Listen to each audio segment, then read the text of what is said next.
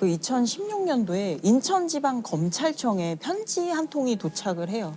그 편지는 이미 9년간 수감 생활을 하고 있던 어떤 수용자가 보낸 편지인데 9년간 수감했는데 살인죄를 저지르고 그런데 그 편지 내용을 보니까 자기가 죄책감 때문에 공범을 자백을 하겠다 이런 편지예요.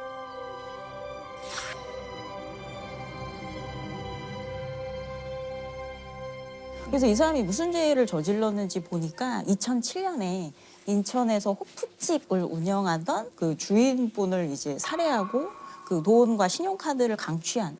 돈을 뺏기 위해 술집 여주인을 흉기로 찔러 살해하고 시신을 불태우기까지 한 용의자가 경찰에 붙잡혔습니다. 평소 알고 지냈던 피해자를 불러낸 다음 신용카드를 빼앗았습니다. 그리고 살해한 뒤 자신들의 지문을 없애기 위해 차량에 불을 지른 것으로 드러났습니다. 그 사건에서 이 사람이 피해자의 신용카드로 현금을 인출하는 장면이 찍혔어요. 네. 그리고 범행 도구를 또 그 사는 장면이 찍혔거든요.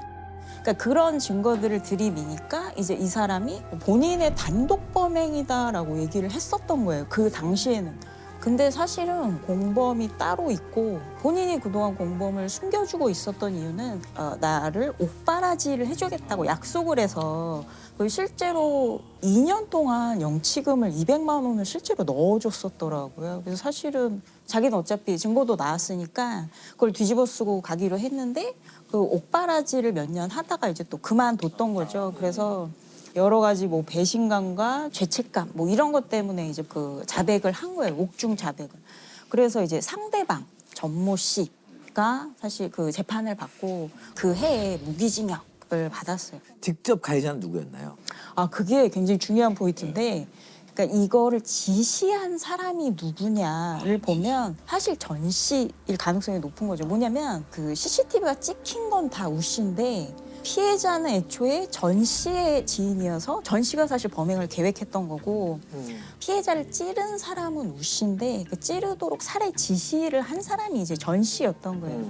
그래서 2명 이상이 저지르는 범죄에서 보면은 보통 행동대장이라고 하잖아요. 실제로 어떤 범행을 저지르는 사람과 그 뒤에서 드러나지 않는. 그래서 위계서열상으로 보면 사실은 그런 행동을 직접 하는 사람들이 위계서열상의 아래에 있는 사람들이고 그러니까 결국 본인은 증거가 다 남은 거죠. CCTV에 다 찍히고. 근데 주범자는 사실은 이제 전 씨였던 거죠. 그럼 형량이 더 높게 나온 건가요? 무기징역을 받았어요. 네.